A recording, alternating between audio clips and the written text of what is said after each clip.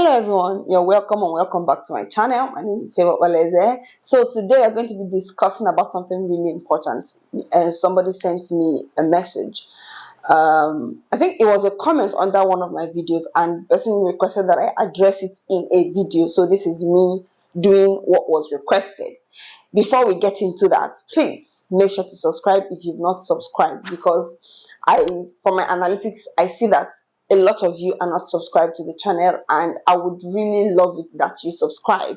For those of you that have been watching my videos but have not subscribed, thank you for continually watching, but please just move a step further by by subscribing and hitting the bell button to get notifications whenever I post new videos. I don't even know where my brain is at this point. Okay, so to my returning subscribers, you are welcome. I love you guys. Thank you for always being by me. And then I know that you like this video, so let us start off with that. Like the video. Just take a second to like this video. Like this video. Like the video. A bunch of that. Share it to everyone and comment in the comments. Leave a comment in the comment section below. I just feel like a part of my brain is absent, but we are calling it back. We are calling it back because we cannot slack. We're just on a lighter note, because what we are discussing today is a serious matter. Without further ado, let's just get started.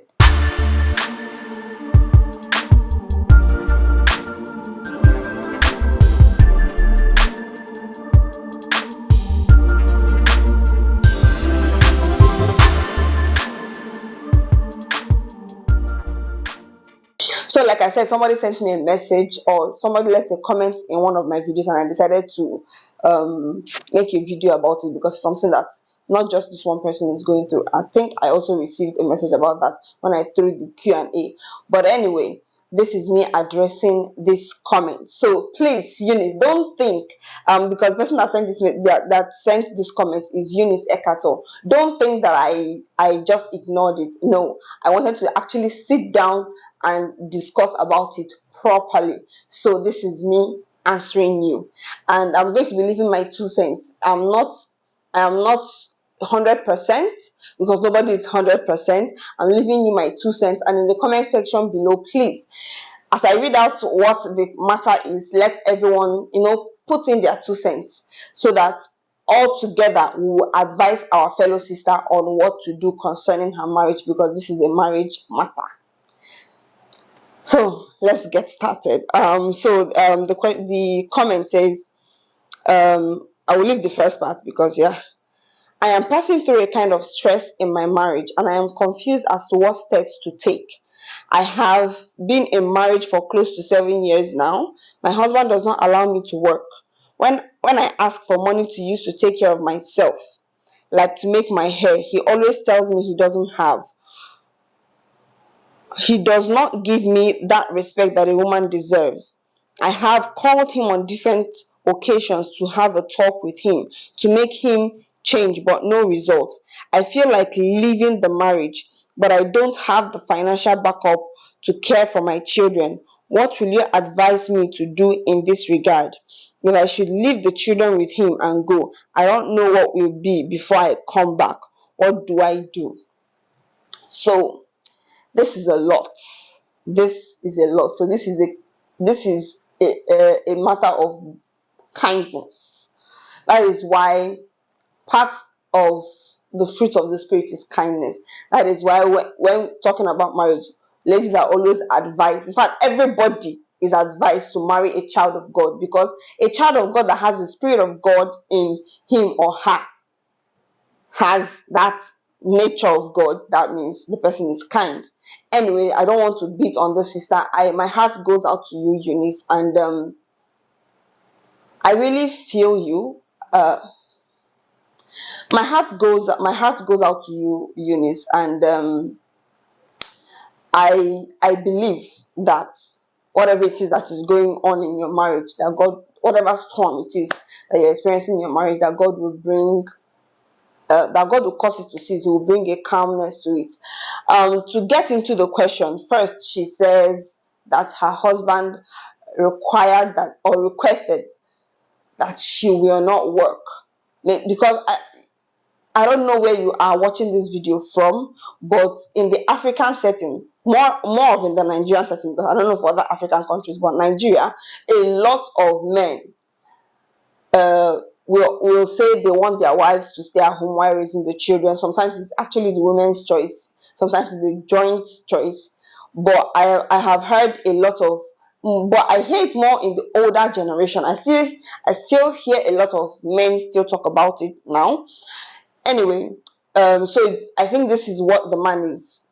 I think this is his school of thought, that you should stay at home while raising the children now that they are at the stage that they need that kind of guidance. And it is not a bad it is not a bad school of thought per se, but how it is implemented, because sometimes what we want to pass across is not necessarily bad, but how we pass it across is where the problem is. So he has passed across to you, Eunice. I don't want to be calling the name, but he has passed across to this young lady that he doesn't want her to work because he probably wants her to raise the kids. And like I said, it is not a bad thing in and of itself, but the way he is going about it from the message that we have read is not nice, if I'm to say so, is not nice. And then a portion of the message also says that he doesn't give her money when she requests for money to take care of herself. Since she's not working, she can't provide for herself, and he always claims that he does not have money.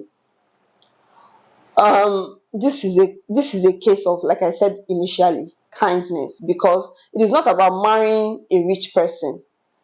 You have to marry a generous person. So this is a matter of kindness and generosity. You have to marry a generous person, because it is possible for somebody's husband or somebody's wife to have all the money in the world, but the spouse does not have access to that money because it's mine. You don't get a say in it. The next part of, I want to like break down the message. The next part is where she's talking about not being respected in the marriage, and we see this a lot, especially with people in this kind of setting where you are not earning, and then whatever they give you, if they give you, so not working, not allowed to work, not being, I won't say taken care of, but I think taken care of, not being taken care of financially, and not being respected. So these are the three things. These are the three issues now. So I wanted to break it down so that I'll be able to talk about them on their own. So there are different things that affect these different things. God, I'm talking. I think this is going to be part of a blooper, but what did I just say? Okay, on a serious note though. So for the not working part, so he does not want you to work. Now the question is, why does he not want you to work? So he doesn't want you to work, probably to raise the kids, because he wants you to have enough time on your hands to focus on the kids and raise the kids. Which, like I said, it's not bad, but how is he passing it across? And we live in a digital age where a lot of businesses can be done without leaving your house. And I'm speaking from experience. A lot of businesses can be done without leaving your house. I'm speaking like I am a stay-at-home mom, but I do a number of things. I do a number of businesses from home. So I earn enough, sometimes more than someone that goes to the office. That is because we have the internet, we have our phones, we have these things at our beck and call. We have them available to us. So what are we using them to do? Now, this is me advising this young lady now. You don't necessarily need to go to work. I don't know what your passion is, but you don't necessarily need to go to an office to earn money. You don't necessarily need to have a shop. In some cases, they'll call it shade. You don't necessarily need to have a shop to buy and sell. You don't necessarily need to go to an office to render service. You don't necessarily need to have, those kind of designated destinations for you to have a source of income. So an assignment or something I want you to do is to go back in now and check, what can I do? So I have my phone and I subscribe my phone. I subscribe data. I have data on my phone. In Nigeria, it's data. I have internet connection on my phone. How am I going to use this to my advantage? One thing I learned very early while I was in the university, I attended a conference, and in the conference, the man was talking about how we should use our phones to earn money. That is not just subscribe. So the man said, the phone that you are using, is the phone able to earn you that phone and the data that you subscribe on, the internet connection that you pay for every month or every week, however your payment plan is that phone and the money you spend on the phone able to earn you more than the amount of the phone and the amount that you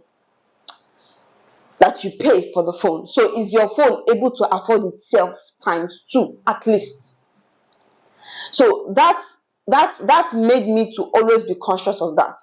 So I have internet connection. Like, yeah, like as you are watching me now, it's the laptop and the phones and all that do that. And let us even use content creating for an example. You don't necessarily need to have a camera or even ring lights or lights and all softbox and all those things to create content. You can create content with sunlight, with your phone. And I've watched a lot of videos that may not necessarily be the highest quality, but they had value. And it was the value that I was seeking that led me to those channels. So the reason why I was using content creating, for example, is because that is something that I'm into. Yes, I do other things that I don't have to leave my home for. So you can do 1 or 2 businesses from your home. You can do 1 or 2 businesses from your house. And I know a lot of young ladies, married and unmarried, that don't have physical shops, that don't go to any office, but they are making a living for themselves. They are earning money for themselves. So I say all this to say that you don't need to leave the comfort of your home to earn money. You can earn money in the comfort of your home. You can even go online. There are jobs in online jobs that you can find online. I was discussing with a friend, and she was talking about how she wanted to like write articles, write books, and sell. So you can write books, you can help to write articles, you can there are a myriad of things that you can do that will fetch you money online.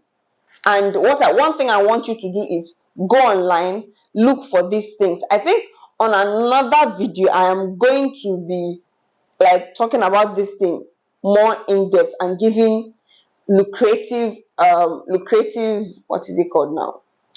Lucrative areas that you can earn money from online without having to go to any office or shop or shade or stuff like that. Then that is for the not being able to work. Now for asking for finances and you are not giving, I think this is, like I said initially, this is a matter of kindness and generosity. So this sounds like this young man is not kind or generous, but on the flip side, because many times men are not necessarily open. I know that some people, because it's not just men, both men and women, there are a lot of deceptive people. But sometimes men don't open up to their wives, like the situation of things, the situation of the finances of the family. So I think probably you should sit down and have a discussion with him on what the finances of the family is like. And I am not saying that this is an excuse not to give your wife anything, that maybe the finances is not so great. My father would always say, you would know a generous person. My father would always say that you know a generous person not because he has a lot, but because from the little or a lot that he or she has, that person can, that the person can bring out something and give. So not having enough is not an excuse not to give.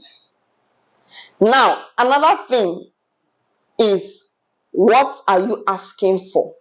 Sometimes there are some things that we ask for that do not make sense to them. I'm going to be saying it here because I know that there are some things I would tell my husband I want to buy, and he'll be like, why do you need it? I'll not have to explain and explain, and sometimes he'll be like, do your thing. So there are some things that you may want to buy or get, and he does not understand it. He does not understand why you need it. So that is another aspect of it. So is the finances of the family really okay? What are you asking for? And you may not even be asking for a lot. That is why I said this is a matter of kindness and generosity. Because if this young man is kind and generous, he would sometimes indulge you, even when he may not understand what you need, whatever it is you need for. So this I think this particular point is more on the man in this case, because I'm talking about a man and the wife, and so it's the wife that wrote the message. So I think the issue now is more on the man than on the woman. Now, the last part of the message, the not being respected. I don't think this is the last part of the message. God, my stuttering is coming back, and I don't know why. Recently, I noticed it that I've started stuttering again, and pardon me, guys, pardon me.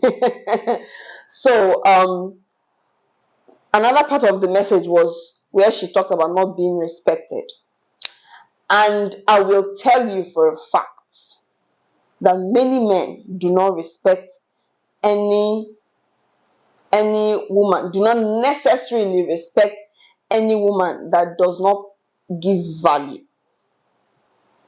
So it is not just about earning money, it is value, because men are structured like that. If this thing is not giving them value, they do not have regard for it. Now, this is not supporting the man for not respecting, but I'm just pointing out a fact. It takes a conscious man to be able to respect the wife, even when the wife at the moment may not be giving value. But now the question is, what is value to this man? Because when we talk about value, it is a subjective matter. Something that is valuable to me may not be valuable to you. So now let us use men for example. A man, to one man, value may be you staying at home to raise my children. Don't bother working, I'll provide. This is the value I need you to provide for this home. For another man, value may be you earning money and supporting in the finances of the home. So value is subjective. But one thing I want you to do now is sit back, ask yourself, what value am I bringing into this home? And I know that some people will come for me for saying that you should ask yourself, what value are you bringing into the home? After all, you are the one that gave birth to the children. That is a lot. Speaking as a mother, that is a lot, because pregnancy, childbirth, postpartum is not child's play, which I am still in. So I can tell you for a fact that I know that it is not child's play. But what value are you providing? Value can be intellectual. So one thing I want you to do for yourself is, even though you're at home, even though you are not working, can you work on yourself so much that somebody that is working, that when you engage somebody that is working in a conversation, the person does not feel like he or she is speaking with somebody that stays at home? Like, you have an idea of every topic, or at least almost every topic. You can give suggestions, intelligent suggestions, because these are parts of the things that make this. I think this is now a general human thing.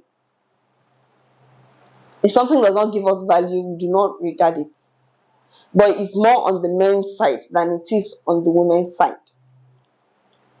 So ask yourself what value you are bringing to the home, what value you are bringing to him as a person, to this husband as a person. So work on yourself, read books, do researches. These things help you to stay relevant in the society, so that when you are done raising those children, when the children have grown, that you now have to go back out, you will not be left behind.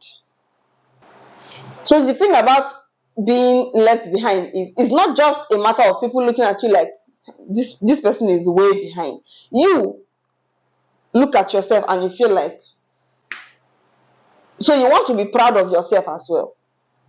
And these are the things that you have to keep in place. So this, I'm telling you now from my own life. As much as I'm a stay-at-home mom, I am still able to engage with people that are working, and I don't feel out of place, and they don't feel like I am out of place. Why? I still try to keep my mind active. I still try to keep my brain active. I do all those things to keep me informed about the society of now. I may not be out there a lot, but I know about out there enough. That's nice. So I think these are, but like I said, this is my own 2 cents. This is my own 2 cents. So work on yourself, work on your mind, and then start bringing intellectual value to the man. Start bringing value, not just in the area of childbearing and nurturing, which is great. Trust me. If that is the only thing you are doing, sis, you are doing great. I'm telling you. But also try to bring intellectual value to this young man. Like I said before, leave your comments in the comment section below. What are you going to advise this young lady? So she also talked about talking with the man, and the man not listening and all that. Let me tell you, and a lot of women have said this. Men do not necessarily hear from here. They are not motivated externally. They are motivated internally, because that is the way that God created them. This is something that helps them to lead. So it has a negative side of it. So it takes a conscious person to be able to overcome the negative aspect of it. So speaking about it too much will not make it even seem like you are nagging about it. I'm going to tell you. So one thing you have to do is pray. I want you to put this in prayer. Ask the Holy Spirit to give you guidance on how to present this matter to him.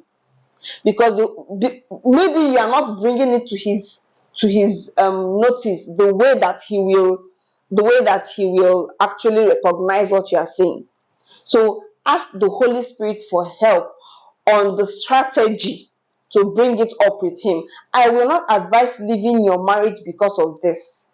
Trust me, a lot of people have gone through it and have overcome it, both on the male side and on the female side. This is something you can overcome. This too shall pass. My father will always say, it has come to pass. So it has come. But I want you to know that it will pass. but you have to also play a part. You have to also involve God in this. You teach people how to treat you. Now, speaking of, I want to go back to that respect aspect, because I just remember that you teach people how they treat you. You teach your husband or your wife how he or she will treat you. In this case, carry yourself with respect so that you will receive the respect that you want. Treat him with respect so that you will receive the respect that you want. But like I said before, pray. Prayer, you can never do without prayer. There is no life situation that prayer will not help you in. Prayer may not, it may not be a miracle. How do I put it? It may not be something that God will cause the other person to do initially. In the prayer, God may open your eyes to the things that you are not necessarily doing right, that is causing whatever it is that is causing you heartbreak. And I'm speaking from experience. Sometimes I want to pray that God will change somebody. And this person, what this person is doing, I don't like it. And then when I go to the place of prayer, as I am praying, it's like they are saying, you, this area, you are not getting it. Because sometimes we are doing something and we don't know that we are doing them. And they are causing the actions that we don't like. But we do not know that these actions are coming about because of our own initial actions. So I hope I have been able to give you, I hope I have been able to meaningfully give you my own 2 cents. Don't leave your marriage because of this. Don't. It is not something, it is not something that is too tragic. Trust me, a lot of people have it way worse. I'm not saying that because a lot of people have it way worse that you should now not work on it. You need to definitely work on it. So definitely work on it. But as you are working on it, I want you to also stay grateful, because sometimes we are on our own lane and we are looking at another. We are on our own field, or you're looking at another person's field, and we feel like that other field is greener. It's from that side that you are standing. If you move to that other side, you may see what the green field may be covering.